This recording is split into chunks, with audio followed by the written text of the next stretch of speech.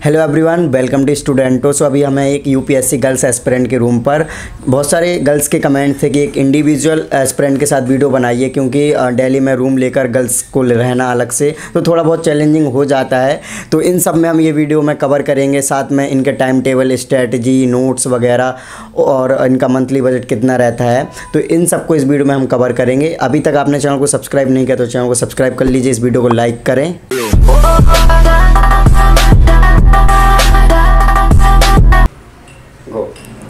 Hi guys, मेरा नाम मुस्कान जायसवाल है और आज हम करने जा रहे हैं अपने रूम का टूर। तो ये मेरा स्टडी रैक है जो मैंने 2 स्टडी टेबल को जॉइन करके बनाया है, और ये ग्लोब है मेरा जस्ट बिकॉज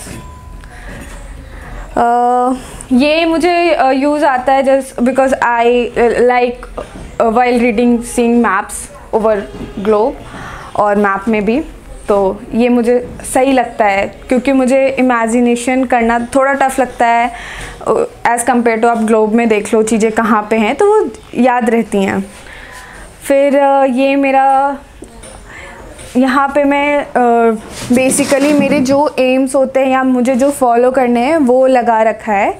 जैसे मैंने यहाँ पे ऑप्शनल पेपर मुझे टिल अप्रैल कंप्लीट करना है, तो वो मैंने अपने आप को रिमाइंडर के लिए मैंने वहाँ लगा रखा है कि मुझे करना ही है वो ऑप्शनल अपना पेपर। और मेरा ऑप्शनल हिस्ट्री है तो काफ़ी लेंदी सिलेबस हो जाता है, बट वो 3 महीने में कवर हो सकता है, तो मैंने उसको वहाँ लिख रखा है ताकि मैं रिमाइंड कराते रहूँ खुद को कि मुझे टिल अप्रैल मुझे ये कंप्लीट करना है।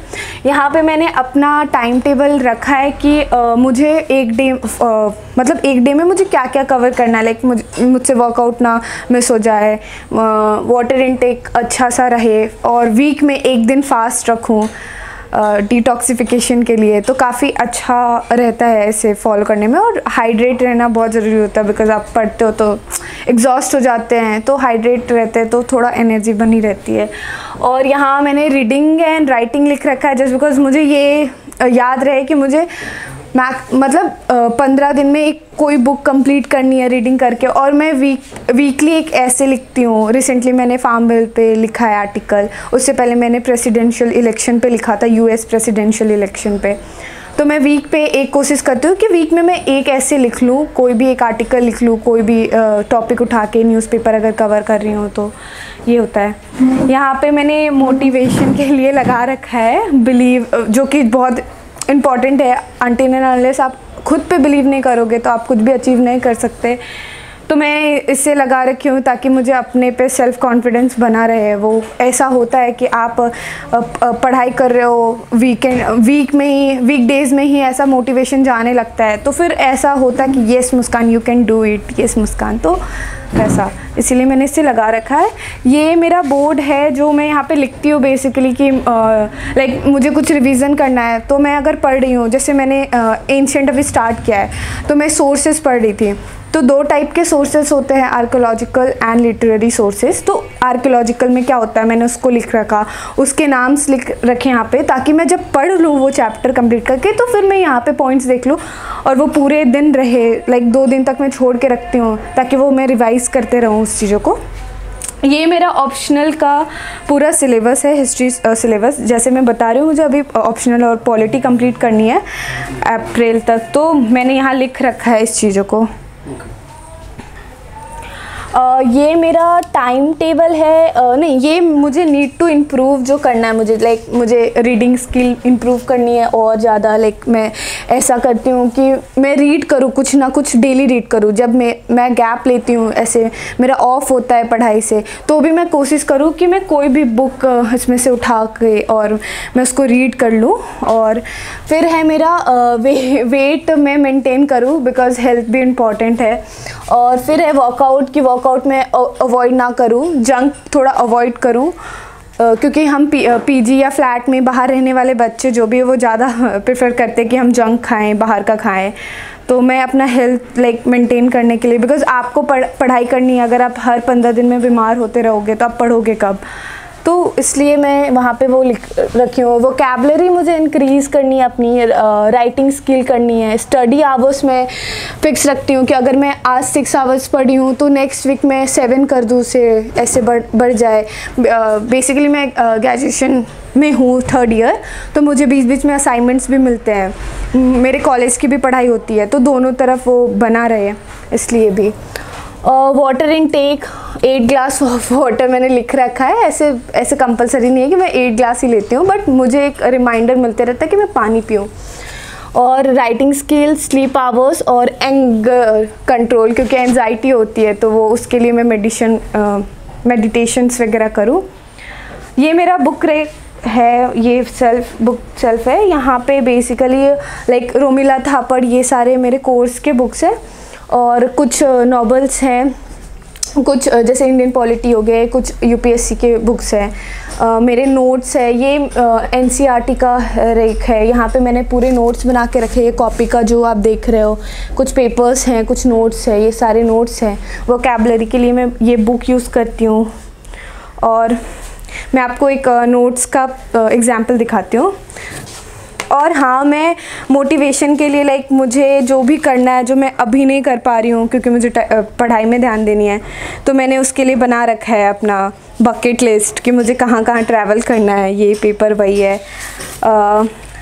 जब मैं बहुत बोर हो जाती हूँ तो things that's make me happy, मैं क्या कर सकती हूँ जो मुझे एंजाइटी से बाहर लेके आए चीज़ें, वो है things to do after becoming achieving my dreams. वो है जो कि मुझे मोटिवेट करता है कि हाँ मुझे ये सब करना है, तो मुझे एक रिमाइंडर मिलते रहता है कि हाँ पढ़ लो, ये करना है। तो ये मेरा टाइम टेबल है, किस दिन ये लाइक रखने के लिए ट्रैक कि मैं किस दिन पढ़ी हूँ, किस दिन नहीं पढ़ी हूँ। तो मतलब जब वीक पूरा एक मंथ कंप्लीट होता है तो मुझे दिखता है कि कहाँ मैंने टिक किया, कहाँ क्रॉस, तो मुझे पता चलता है कि एक मंथ में मैंने कितने दिन पढ़ाई की है, कितने दिन नहीं किया है। ये मेरा टाइम टेबल है। जिस दिन मेरा कुछ मिस होता है वो क्रॉस हो जाता है। जिस दिन मैं जैसे यहाँ पे मॉर्निंग अच्छी नहीं हुई, स्लीप अच्छा नहीं हुआ, तो वो क्रॉस है। यहाँ पे मैंने वर्कआउट नहीं किया, यहाँ पे मैंने स्टडी नहीं किया, तो वो क्रॉस है। तो वो मेरा पूरा एक ट्रैक बना हुआ, चार्ट्स ऐसे ढेर सारे हो जाते हैं। फिर आप बाद में देखो तो एक कॉन्फिडेंस सा गेन होता है कि हाँ आपने पढ़ाई की है इस मंथ, या फिर नहीं की है तो फिर वो भी आता है कि नहीं करनी चाहिए थी। ये मेरे कुछ नोट्स है जो मैंने लिखे हैं न्यूज़पेपर से, न्यूज़पेपर नोट है, और ये भी ऐसे समथिंग है। तो ये कुछ नोट्स थे। अब मेरे कुछ हैंड रिटन नोट है जो मैंने बुक्स से बनाए हैं, एनसीईआरटी एंड ऑल से। तो ये है, जैसे ये हिस्ट्री का नोट्स है, मुग़ल, ये बेसिकली मॉडर्न हिस्ट्री का नोट है, मॉडर्न इंडिया। तो ये नोट्स है मेरे। कलरफुल इसलिए बिकॉज मुझे लगता है कि कलरफुल चीज़ें जब होती हैं तो वो आई कैच करता है, उसे आई कैचिंग होती है। तो चीज़ें आपको ना शायद ना भी याद आए तो वो पिक्चर सा रहता है इमेजिन कि हाँ मैंने इस जगह पे ये लिखा था, इस कलर से हाईलाइट था। तो अगर आप मिस भी करते हो तो फिर वो थोड़ा हेल्प करता है चीज़ें याद रखने में। और यही कुछ मेरे नोट्स पड़े हुए हैं मॉडर्न इंडिया का, जो मैंने एग्जाम्पल, मैं बेसिकली ऐसे पाई चार्ट बना के या फिर ऐसे चार्ट्स बना के लिखती हूँ चीज़ों को सेपरेट करके।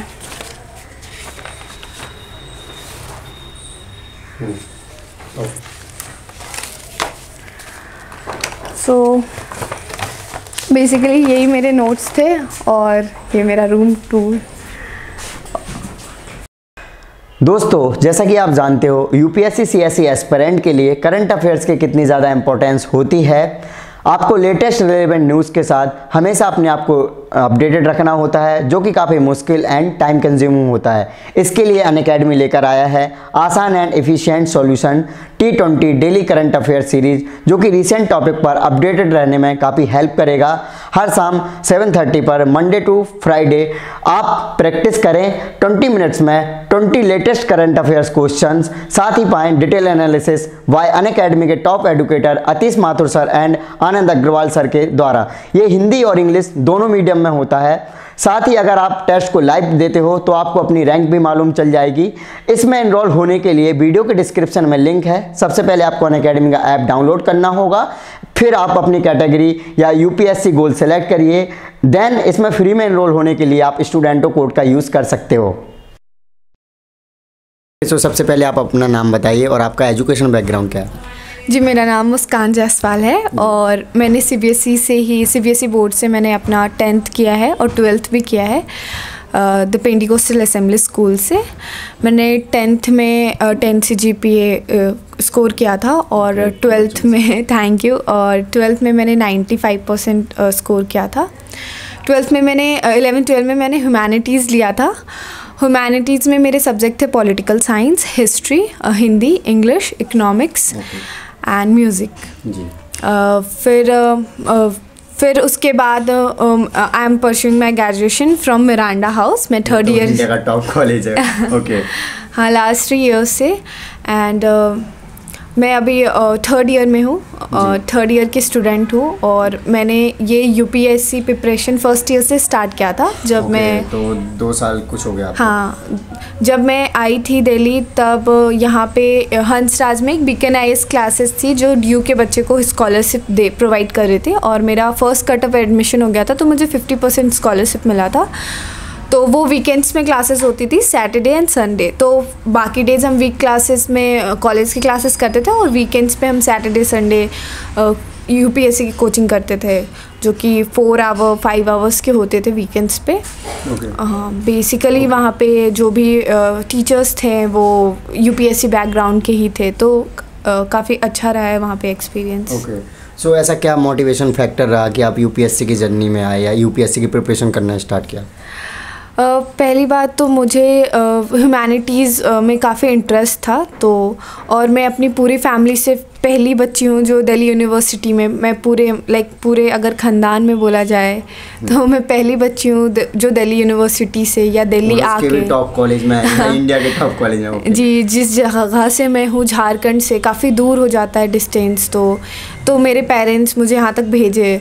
ह्यूमैनिटीज़ में मुझे इंटरेस्ट था काफ़ी, मेरी रिज़ल्ट अच्छी हुई थी, पापा ने बोला था ड्यू भेजेंगे, बट बेसिकली मेरा पहले से एम था कि मैं यूपीएससी करूँगी। मैंने अपने मामा को देखा है, वो स्टेट पुलिस में है, वो अभी एसपी है। मैंने उनको बहुत सामने से देखा है लोगों का हेल्प करते हुए चीज़ों। आप लोगों से बहुत कनेक्ट होते हो जब एडमिनिस्ट्रेशन में जाते हो, आप सिस्टम से कनेक्ट होते हो कि आप जो भी इन्वायरमेंट में रह रहे हो वो सिस्टम कैसे वर्क कर रहा है, नहीं कर रहा है। और मेरे पापा मुझे हरदम बोलते हैं कि अगर तुम बन जाती हो तो हमारी पूरी पीढ़ी चेंज हो जाएगी, लाइफस्टाइल चेंज हो जाएगा, हमारा बैकग्राउंड जो भी है वो काफ़ी, और एक तरह से एक वीमेंस के लिए काफ़ी स्टेबल सा हो जाता है। वीमेन एम्पावरमेंट भी आप देखो तो हमारे फैमिली में हमारा जो है उसमें वैसी है कि लड़कियों की शादी हो जाती है। हम जायसवाल हैं, बनिया हैं, तो उसमें आपने सुना होगा मरवाड़ी में लड़कियों की शादी हो जाती है, पढ़ाते नहीं हैं। तो मेरी फैमिली वैसी नहीं है, हम 3 सिस्टर्स हैं, हमें पढ़ा रहे हैं वो। तो वैसा है कि मतलब हमारा जो भी है जनरेशन वो चेंज हो जाएगा, एक तो पहली बात। और मुझे लगता है बेसिकली कि इस लाइन में आप सिस्टम से कनेक्ट होते हैं, एडमिनिस्ट्रेशन से कनेक्ट होते हैं, सिस्टम में आप जाते हो, चीज़ें कैसे होती है, आप बहुत ग्राउंड लेवल पे काम करते हो, लोगों से कनेक्ट होके, यू कनेक्ट विद पीपल्स। तो बेसिकली इसीलिए मुझे है कि मैं एडमिनिस्ट्रेशन में जाऊँ और अपना कंट्रीब्यूशन दूँ कंट्री को भी और ऐसे अपने डिस्ट्रिक्ट में भी। सो अगर हम बात करें कल को जब आप आईएएस ऑफिसर बन जाओगे तो कौन से क्षेत्र में डेवलपमेंट का कार्य करोगे या कौन सी फील्ड है जिस पर आप ज़्यादा फोकस करोगे कि ये चीज़ इम्प्रूवमेंट होना चाहिए इस चीज़ में? बेसिकली मैं झारखंड बिहार पे ही काम करना चाहूँगी, क्योंकि आए दिन आपने न्यूज़ देखा होगा जब एग्ज़ाम्स, वहाँ के बोर्ड्स एग्ज़ाम रिजल्ट्स आते हैं, तो मुझे बेसिकली वहाँ के बेसिक एजुकेशन पे काम करना है। वहाँ के बच्चों का बेसिक एजुकेशन अच्छा हो, बेसिक इन सेंस कि मतलब वहाँ पे एजुकेशंस का वो तो बहुत अच्छा है कि स्कूल्स है, गवर्नमेंट कॉलेजेस है, बट मुझे लगता है कि बेसिकली अगर हम टीचर्स को टेक्निकली टीचर्स को काफ़ी अच्छे से ट्रेन करें तो बच्चों का बेसिक एजुकेशन इम्प्रूव हो जाएगा। जब आप बेसिक एजुकेशन अच्छा देते हो तो बच्चों को समझ आता है कि आगे उनको क्या करना है, कॉन्फिडेंस। अब हमारे तरफ है कि बेसिक एजुकेशन भी अच्छी नहीं है, स्कूल तो जा रहे हैं बट बच्चों को रीडिंग नहीं आ रही है अच्छे से, उन्हें लिखना नहीं आ रहा है, बस नाम का है कि हाँ स्कूल जा रहे हैं गवर्नमेंट स्कूल। तो मुझे है कि मैं इस क्षेत्र में काफ़ी डेवलपमेंट लेके आऊँ मेरे तरफ से कि बेसिक एजुकेशन बच्चों का अच्छा हो। जब आप टीचर को ज़्यादा ट्रेन करोगे और अच्छे क्वालिटी ऑफ टीचर्स रखोगे ओवर क्वांटिटी तो। ओके, सो अपनी स्टडी को कंटिन्यू करने के लिए आप क्या स्ट्रेटजी को फॉलो कर रहे हो? लाइक प्रिपरेशन तो मैं जैसे आपको मैंने बताया कि मेरा अभी ग्रेजुएशन चल ही रहा है, तो बीच बीच में ऐसा होता है कि कॉलेज के काफ़ी असाइनमेंट्स हो जाते हैं और मिरांडा काफ़ी स्ट्रिक्ट है कि आपको क्लासेस लेनी ही है आपको, तो आप उसको नेगलेक्ट तो नहीं कर सकते। और मेरा सब्जेक्ट भी हिस्ट्री है और ऑप्शनल भी हिस्ट्री है, तो मैं उसको लेकर हाँ तो हमें काफ़ी स्कॉलर्स एंड ऑल पढ़ने पड़ते हैं, तो बीच में डिस्टर्बेंस तो आते हैं कॉलेज की तरफ से, बट ये मैनेज करना थोड़ा डिफ़िकल्ट हो जाता है। बट यही है कि मैं यहाँ पे वो चार्ट वार्ट बना के रखती हूँ कि कितना पढ़ा नहीं पढ़ा, क्या कर रही हूँ, अभी कल ही असाइनमेंट देना है, तो जो भी मैं पढ़ती हूँ अपने ऑप्शनल से मैं देखती हूँ उसमें से कि मेरे लाइक जो भी मैं पढ़ रही हूँ अपने ग्रेजुएशन में उसमें मेरे ऑप्शनल में क्या काम आएगा, क्या सब्जेक्ट, कुछ चीज़ें हैं जो ऑप्शनल में नहीं है, कुछ चीज़ें हैं जो वो हैं, तो मैं फोकस करती हूँ उस चीज़ों में। मैं वीकेंड सैटरडे संडे अपना मतलब सैटरडे का हाफ टाइम और संडे मैं ऑफ़ रखती हूँ ताकि मेरा जो भी बचा कुचा काम है मैं वो कर लूँ, और वीक्स में पढ़ाई करती हूँ ताकि मुझे कोई डिस्टर्बेंस ना मिले पीछे से कि अगर आप जान रहे हो कि आने वाले संडे को आपको ऑफ़ लेना है तो मुझे जो भी मार्केट्स एंड ऑल जो भी जाने हैं, जो भी मुझे करना है, तो उस बीच में करती हूँ। ओके, सो आपने टाइम टेबल क्या फॉलो किया अपनी स्टडी को कंटिन्यू करने के लिए? अभी कॉलेजेस हमारे चल नहीं रहे हैं, तो ऑनलाइन क्लासेस होती हैं, तो एक तरह से वो हमारे लिए बेनिफिशियल भी हो गया है। तो 8:30 to 3 और कभी कभी 8:30 to 2 हमारे ऑनलाइन क्लासेस चलती है, बीच में थोड़ा बहुत गैप होता है। तो मैं ऐसे कंटिन्यूसली टाइम से नहीं बना सकती कि मुझे 8 आवर्स पढ़ने मतलब इतने बजे से इतने बजे तक पढ़ना है, बट मुझे इतना दिमाग में होता है कि मैं 6 आवर पर डे का अपने इस यूपीएससी प्रिपरेशन में दूँ और जो बाकी बचा कुछ है वो मैं कॉलेज के प्रिपरेशन में दूँ। तो मैं इस चीज़ को अपने आप को मोटिवेट करने के लिए सबसे पहले उठ के मैं बेड को अरेंज कर देती हूँ। बेड आप जब अरेंज कर दे रहे हो, पानी पी ले रहे हो उठ के वार्म वाटर, तो वो खुद आ जाता है कि हाँ मेरा ये चीज़ हो गया। आप अरेंज कर दोगे चीज़ों को ना तो खुद मन करेगा कि हाँ बैठ जाओ।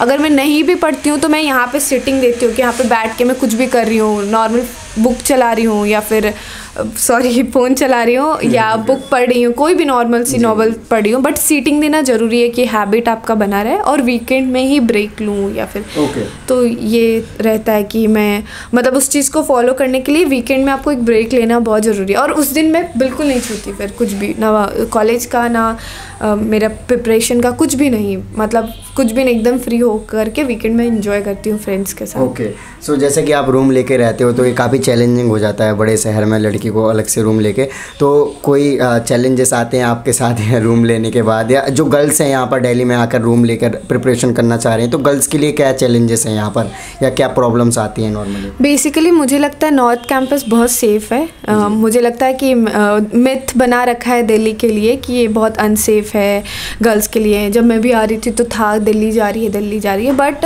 ये नॉर्थ कैंपस काफ़ी सेफ प्रोवाइड करता है। यहाँ पे सिर्फ स्टूडेंट्स हैं आप, और यहाँ का इन्वायरमेंट ऐसा है ना कि आप एक अनजाने फ्रेंड से भी मिलो कुछ सी तो वो इतने हेल्पफुल हो जाते हैं चीज़ों को लेकर के कि हाँ, तो अगर आपकी नई दोस्ती भी हुई है तो वो हेल्पफुल हो जाते हैं। बाकी तो आप सावधानी तो खुद से देखनी पड़ती है कि बाकी मुझे लगता है कि नॉर्थ कैंपस काफ़ी सेफ़ है, सेफ़ एरिया है। आपको यहाँ पे हर गली में स्टूडेंट्स मिलेंगे, हर जगह स्टूडेंट्स मिलेंगे, तो मुझे कभी ऐसा कुछ फेस नहीं हुआ। आप कभी 10 बजे रात को भी यहाँ पे निकलो वॉक पे तो वो बहुत सेफ़ सा लगता है।